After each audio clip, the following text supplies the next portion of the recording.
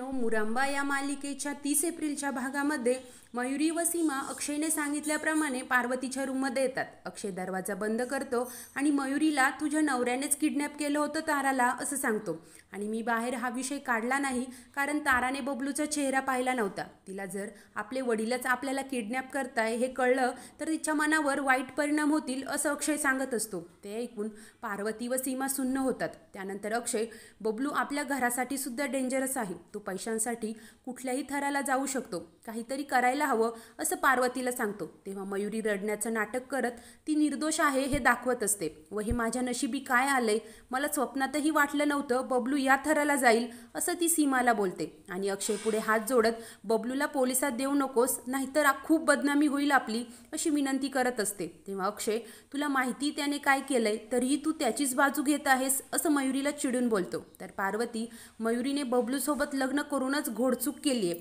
परंतु ही बातमी आता मीडियात जायला नको, त्यामुळे त्याची भूक भागवण्याखेरीज गत्यंतर नाही आपल्याला असं अक्षयला सांगते। तेव्हा मयुरी पुन्हा अक्षय समोर हात जोडते व आजी बरोबर बोलत आहे, प्लीज त्याला पोलिसात देऊ नकोस, आधीच आम्ही खूप सोसलंय असं अक्षयला सांगते। ते ऐकून सीमा, जर आपण काहीच न बोलता बबलूला पैसे पुरवत गेलो तर त्याची मागणी वाढतच जाईल असं सर्वांना सांगते। तेव्हा पार्वती, प्रत्येक विषयात मतं द्यायची गरज नाहीये असं सीमावर ओरडते आणि अक्षयला, बबलू काय मागतोय ते पैसे दे आणि त्याचं तोंड बंद कर, विषय संपला असं बोलते।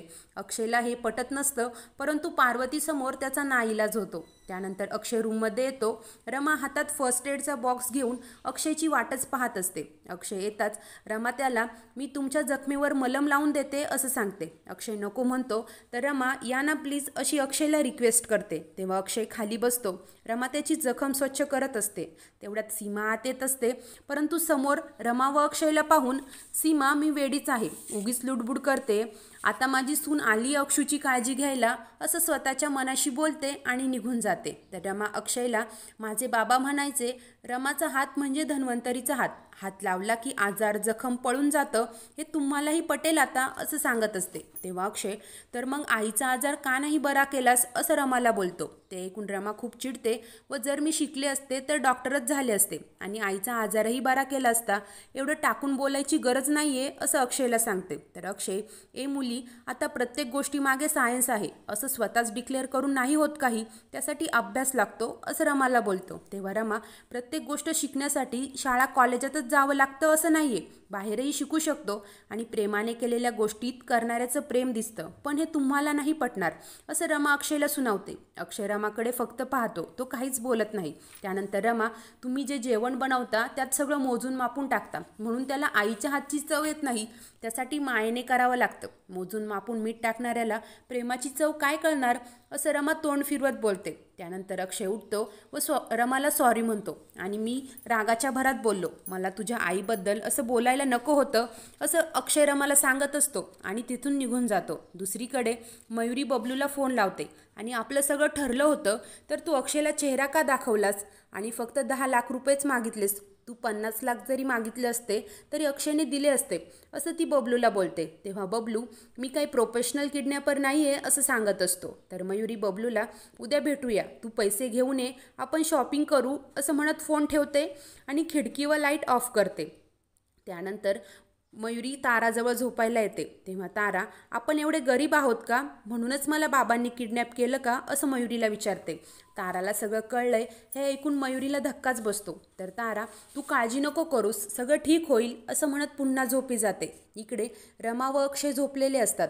अक्षयला रमाच्या कन्याचा आवाज येत असतो, त्या आवाजाने त्याला जाग येते आणि ताराला वाचवत्याने हिला लागले, आज माझ्या घरच्यांसाठी हिने खूप मोठी रिस्क घेतली, मी हिला खाली कसं झोपू देऊ असं अक्षय मनात विचार करत असतो। त्यानंतर अक्षय उठतो आणि लाईट ऑन करतो आणि ए 2 वेण्या असा रमाला आवाज देत असतो। रमा गाढ झोपलेली असते।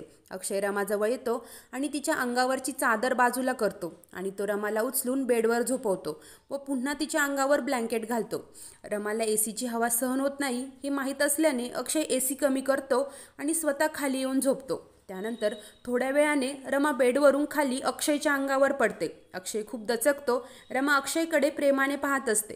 अक्षय काय आहे, बेडवरून पडायला लहान आहेस का असं बोलतो. रमा पटकन उठते आणि गोंधळतच मी खाली झोपले होते ना, मग बेडवर कशी आले असं अक्षयला विचारते. तेव्हा अक्षय तुला लागलंय, तू कणत होतीस म्हणून मीच तुला बेडवर ठेवलं असं रमाला सांगतो. ते ऐकून रमा खूप खुश होते व तुम्हाला माझी काळजी वाटली का असं अक्षयला विचारते. त्यावर अक्षय माझ्यासमोर जर कोणी कणत असेल, त्याचं दुखत असेल तर मलाही झोप नाही लागत.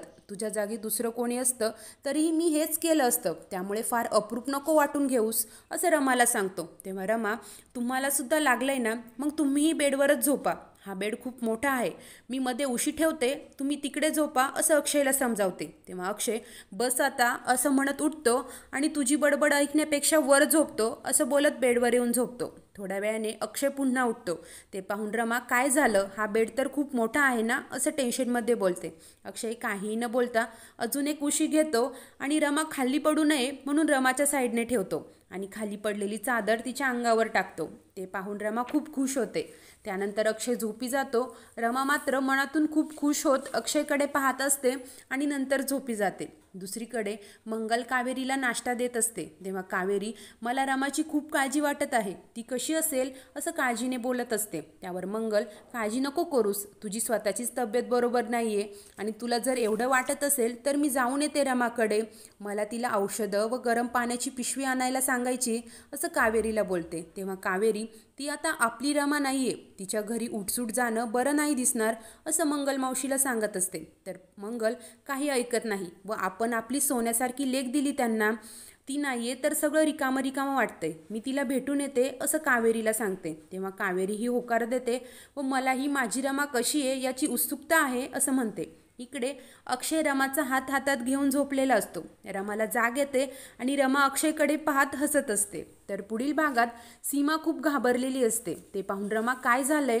मुझसे कुछ नाही छुपता असं सीमाला बोलते. त्यानंतर मंगल रमाच्या घरी आलेली असते.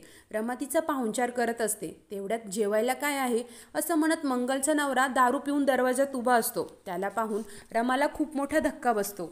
अशाच नवीन भागांच्या अपडेट्ससाठी आपल्या चॅनलला नक्की सबस्क्राईब करा व बेल आयकॉनवर क्लिक करायला विसरू नका. धन्यवाद.